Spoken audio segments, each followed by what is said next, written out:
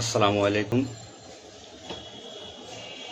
আমি আজকে আপনাদের সামনে কিছু গুরুত্বপূর্ণ কথা এবং কিছু অনুমেয় কষ্ট এগুলো বলার জন্য এসেছি। আমি একজন পুলিশ সদস্য।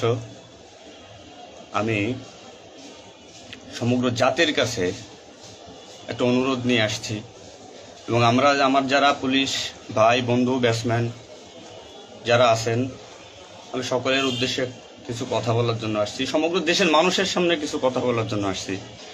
যারা আজকে এই নতুন স্বাধীনতা যারা অর্জন করেছে, যে সমস্ত ছাত্ররা মারা গেছে, সাধারণ মানুষ মারা গেছে, সর্বস্তরের জনগণ যারা মারা গেছে, আমি তাদের প্রতি সমবেদনা এবং দুঃখ প্রকাশ করছি।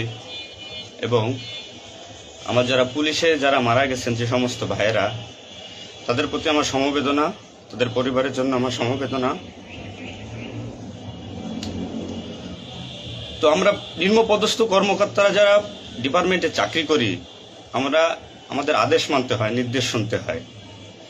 আজ দেখেন যে সাধারণ শিক্ষার্থীরা মারা গেছে, পুলিশ যারা মারা গেছে তারা সব নিম্নপদস্থ কর্মকর্তারা, যারা আদেশ দিচ্ছেন নির্দেশ দিচ্ছেন, তারা কিন্তু কেউ মারা যায় নাই, বা অন্য কোনো বাহিনীর কোনো সদস্য মারা যায় নাই। তো এখানে একটা প্রশ্ন থেকে যাবে, পুলিশ কেন হয়? Police is so called.